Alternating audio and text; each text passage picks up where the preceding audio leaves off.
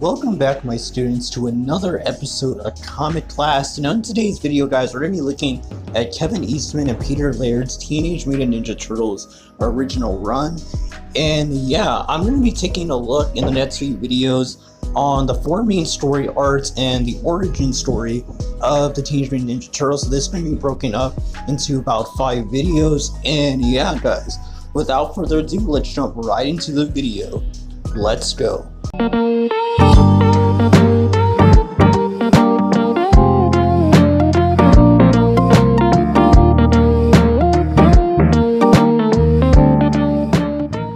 So the story pretty much starts off with the introduction of the Teenage Mutant Ninja Turtles and them taking on a street game called the Purple Dragons. What proceeds to happen is a street fight between Ninja Turtles and the Purple Dragons, where we're introduced to every Ninja Turtle and their desired weapons, such as Leonardo's katanas, Raphael's sais, Michelangelo's nunchucks, and Donatello's bow staff. And after they defeat the Purple Dragons, they fade into the night and go into the sewers to head back to their home to their Master Splinter. Now, Master Splinter basically is a giant rat, and he basically explains his backstory to us of the Ninja Turtles and himself and how they came to be by showing us that Master Splinter actually trained in the martial arts by copying the movements and techniques of his master, Hamato Yoshi. Now, what happened is that Hamato Yoshi and his friend slash rival Oroku Nagi basically had the same love for the same girl, and basically what happened is that she chose Hamato Yoshi over Oroku Nagi basically, and basically he got revenge on him and basically attacked his lover. So Hamato Yoshi basically went into a blind rage and killed Nagi until he was no more. And yeah, a pretty brutal scene. We're not shown completely what happened, but it's implied that he really just like killed Oroku Nagi basically. So what happened is that he was given an ultimatum because he brought shame into his dojo to either leave the city and go to New York City, basically in America, leave Japan forever, or to commit suicide and bringing honor back to his family. So Hamato Yoshi basically took his wife Shin and basically went to America.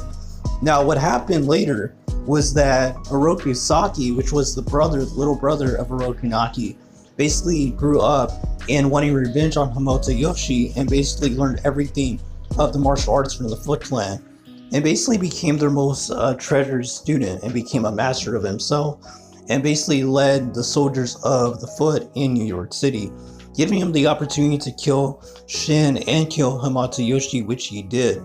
And yeah, it's a pretty messed up backstory, but this is where Splinter basically escaped and he went into the sewers. Now, we get to see that when Splinter escaped and basically started living in New York City as just a regular rat, he saw a blind man basically walking the road and basically got saved by some young boy and basically got pushed out of the way of an oncoming vehicle, and a young boy actually got hit by something and basically dropped the canister that he was holding of some Ninja Turtles. And yeah, the TGRI, I think is what they're called, which is a company that was working on chemicals, basically had something like a type of container canister that actually crashed into the boy. So not only did the turtles fall into the sewer, but all this goo got all over them, which mutated them into the Ninja Turtles.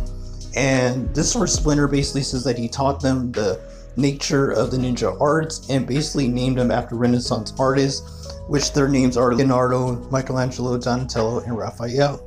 And now they fight with ninja skills and basically do good for the city, which is a really cool backstory. Now we get to see that Splinter takes the Ninja Turtles, he tells them to go leave a message for Oroku Saki, and they do this. And basically leave a message to him telling them to meet them on the rooftop of some building to have their final duel. So Oroku Saki basically takes on the challenge and agrees to have their duel. Now this is where we're revealed to Oroku Saki's Shredder persona. Basically he wears this mask that, you know, kind of looks like a can opener. And yeah, so basically the Shredder didn't come alone and basically uses his foot soldiers to take on the Ninja Turtles. And we have this huge battle scene that takes place with all the characters. Now they defeat the foot soldiers, but in exchange they took heavy damage on themselves. This is where the battle begins against the Shredder. Now the Shredder basically tells them that they can take him one-on-one or all together. So the Ninja Turtles, especially Raphael, being a hothead, basically tries to take on the Shredder by himself.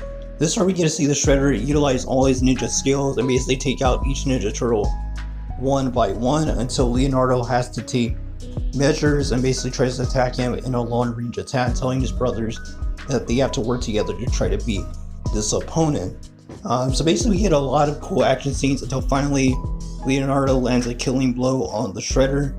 And before killing the Shredder, he basically tells him that he won't kill him, that he's giving him one last chance to renew his honor by giving him the ability to commit seppuku, which is like a Japanese suicide honor technique. This is where the Shredder says that he has a detonation bomb, basically, and he can take off the entire rooftop and take him as well as the Ninja Turtles out in one blow. This is where Donatello uses his bow staff to kind of knock the Shredder off the building with the bomb, and basically it explodes, killing the Shredder. This is where we get the final panel of the origin story of the Ninja Turtles, yet again fading away into the night and going on to fight another day, with the Shredder being supposedly dead.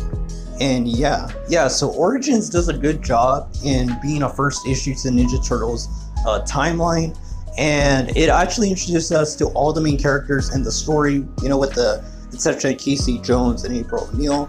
But we get all the Turtles, we get Splinter's backstory, and we get the Shredder's backstory as well. And overall, it's a really good read. In the span of 30-something pages, they made us care about the Shredder and gave him a full fleshed out character feel, which is very impressive in such a short amount of time. And we will see the Shredder come back again in the future, guys. I don't think that's a spoiler, he's their main villain. But yeah, until the next video, guys, which I'll be taking a look at the Mauser arc, which is about 2 issues long. Yeah, and I'll have that out either today or tomorrow. I'm going to be covering all 5 arcs of the series, or I think it's 4 main arcs, which is the Mauser arc, the Future Toy arc, Shredder Returns arc, Return to New York City arc, and City Fall, or City at War, I think is what it's called. Yeah, we're going to be covering all of those on this channel, so if you're a fan of the Ninja Turtles, be sure to check out the playlist when those videos are dropping, because it's going to be awesome, guys. I'm also going to be covering The Last Ronin. I was kind of going to wait until all the issues were out, but I think I'm just going to cover it while it's coming out, because it's definitely like, I think it's like bi-monthly. It doesn't take forever to wait for that story completely finished, so I'm probably going to be covering it in real time. So be on the lookout for that as well. But until next time, guys, until the Mauser arc, which will either be out tomorrow or today, I'll see you guys later. God bless you, and until the next lesson, keep on reading. I am who I'm meant to be. I am who I'm meant to be. Over and out again. My future needed clarity.